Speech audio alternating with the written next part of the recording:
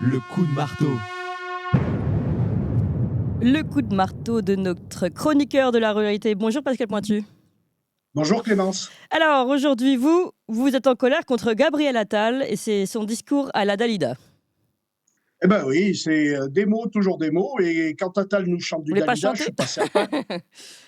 je suis pas certain qu'on arrive à retrouver Alain Delon face à Dalida. Bon, Oui. voilà. Donc nos paysans, ils meurent à petit feu en ce moment, se suicident dans la plus grande indifférence, Oui. afin d'éviter la honte de la faillite, du regard des autres, de l'échec d'une vie. Mm. C'est terrible de constater cela. Et pendant ce temps-là, Gabriel Attal, néo-premier ministre, beau gosse des beaux quartiers parisiens, Oui. nous convoque la FNSEA et les jeunes agriculteurs, qui Oui. est une branche de la FNSEA, à Oui. Matignon ce lundi soir, Oui. afin d'évoquer la problématique qu'ils rencontrent actuellement. Oui. Alors, bien entendu, les autres syndicats, les autres organisations syndicales, ils restent chez eux, Oui. ce qui est un peu insultant, Un peu. notamment pour la coordination rurale, qui a un discours qui doit être entendu quand même. Et Dalida et Alain Delon interprétaient paroles et paroles, toujours des mots, rien que des mots. Bon, je vous fais grâce de mon talent de chanteur caché. Moi aussi. J'adore Et je chanter, pense mais que je chante très mal. oui, moi, voilà. Et je pense que en reprenant ce célèbre titre iconique, car hormis les mots, des mots magiques, des mots tactiques qui sonnent faux, la réalité des actes est tout autre.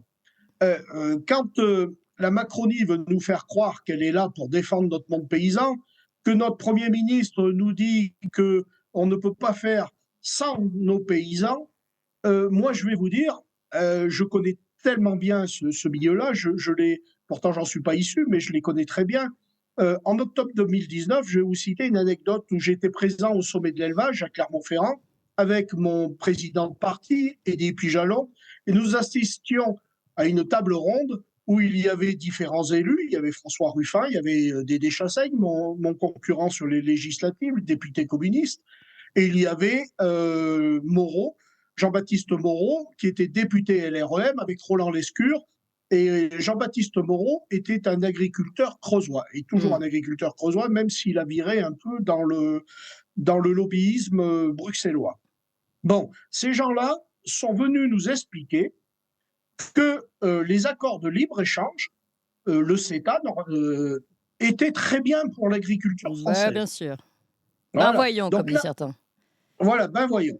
Et là est arrivée, la colère grondait déjà en bas, puisque cette réunion se tenait à l'étage. La colère grondait en bas avec les jeunes agriculteurs. Et là, il y a eu une éviction musclée de M. Moreau et de M. Lescure, mais alors musclés, hein, c'est-à-dire à la paysanne. Hein. On les a pris, on leur a expliqué que la sortie, elle était toute droite, on les a accompagnés jusqu'à la sortie, les gendarmes les ont assurés de leur sécurité.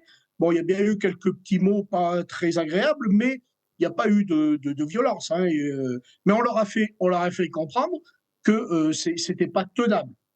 Mais ce qui est déplorable dans cette affaire-là, alors effectivement, Jean-Baptiste Moreau a un peu raison dans l'histoire, parce qu'il a dit ensuite, après cet incident, que ceux qui l'ont foutu dehors, moi je ne parle pas de moi, hein, du parti politique, mais je parle des jeunes agriculteurs, sont quand même des traîtres à la nation. Et il n'a pas tort. Il n'a pas tort. Et là, je dois reconnaître qu'il n'a pas tort. Pourquoi? Puisque le président des jeunes agriculteurs, Jimmy Desserlet, qui était éleveur de charolaises dans la Saône-et-Loire, cette même année, s'est retrouvé eurodéputé Renaissance et il a voté les accords de libre-échange, faisant fi d'où il sortait. Bon, il faut dire que Jean-Baptiste Moreau et la famille Desserlet sont des gens qui sont des socialistes implantés dans leurs territoires ruraux. Mais, quoi qu'il en soit, on a vu de ces gens-là qui ont trahi la cause, Jimmy Desserlet trahit la cause. Et il se retrouve eurodéputé. Bon, c'est enviable, hein, le salaire d'un eurodéputé, c'est quand même mieux qu'un éleveur de vaches qui n'arrive pas à vivre de son propre métier. Mais à un certain moment, quand on se veut être le pourfendeur des justes causes, Oui, et il est allé à la gamelle perso, quoi. Et il a été à la gamelle perso. Et la FNSEA, qui était dirigée de ce temps-là par Christiane Lambert, et qui a pris sa retraite, enfin qui a laissé la main à M. Rousseau, qui est le président du conseil d'administration de la holding Avril, qui là aussi vend nos paysans à d'autres, à la mondialisation.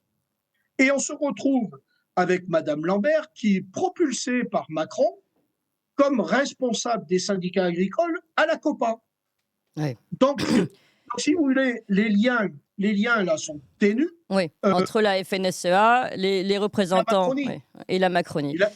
Et la FNSEA a appelé à voter Macron. Et oui, et la FNSEA, pendant les révoltes agricoles là, qui ont lieu en ce moment, ont appelé leur base à rentrer doucement chez eux. Mais ils se sont fait huer. Donc malgré tout, on arrive à un stade où même on va dire la base de la FNSEA, et je ne parle pas des autres agriculteurs, ont compris que peut-être que leur tête était légèrement corrompue ou achetée. On verra ça comme on voudra.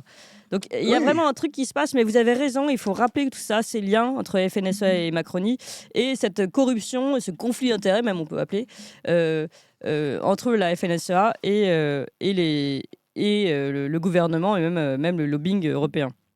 Ça pose de vraies questions et ça nous permettrait de mieux comprendre ce qui se passe.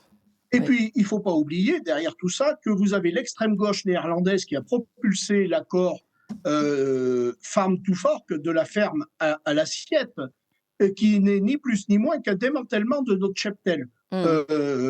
Donc, on se retrouve pour un verdissement de l'agriculture. Il faut arrêter. Le bio a sa place, certes, mais le bio majoritaire, c'est pas possible. Oui. Et quand on voit à l'heure actuelle que la France ne dit rien pour défendre ses paysans, on a une pléthore de discours.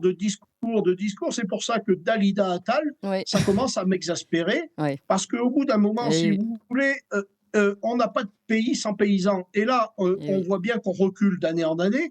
Alors moi, je vais vous donner mois pour mois ce qu'il faut qu'ils fassent. Allez, en une minute, parce qu'on a déjà dépassé, allez-y.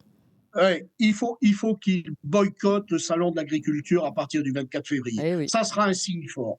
Et là, en n'allant plus au salon de l'agriculture, en montrant que là, ça suffit, la goutte d'eau fait déborder le vase, là, on verra bien, puisque là, c'est le grand rendez-vous des politiciens parisiens, c'est la rencontre de l'agriculture avec la ville. Et là, s'ils prenaient cette décision-là, mais vous savez bien qu'il y en aura toujours 4-5 qui iront et qui seront trop contents d'aller faire du Mais ils sont achetés, ils sont achetés, ceux-là. Mais voilà, ceux-là, ils sont achetés. Mais ceux qui y seront peut-être des achetés. Et les autres sont en colère et sont dans la rue et en ce moment bloquent les routes. Et ne sont pas toujours, ça commence, relayé par la presse, mais nous, en tout cas, on les suit depuis le début et on en reparle d'ailleurs en milieu de semaine, puisqu'ils préparent une grande manifestation. Merci beaucoup, Pascal Pointu. Merci pour votre parole vraie et justement nous expliquer vraiment les arcanes du pouvoir et savoir ce qui se passe en coulisses entre la Macronie et la FNSEA. Merci beaucoup. Continuez, chers amis, de nous mettre vos pouces vers le haut. Continuez de nous faire des dons. On a besoin de monter, continuer de monter. On va faire des podcasts, on va faire un beau site. On va régler tous ces petits soucis et on va devenir une très très grande chaîne, peut-être la première grande chaîne nationale si vous continuez comme ça. On monte à toute puissance, à toute berzingue et on va pouvoir réussir à convertir, on va dire, les esprits non avertis aujourd'hui. Tout ça, c'est grâce à vous et je vous en remercie 1000 fois. Alors, dans quelques instants, on revient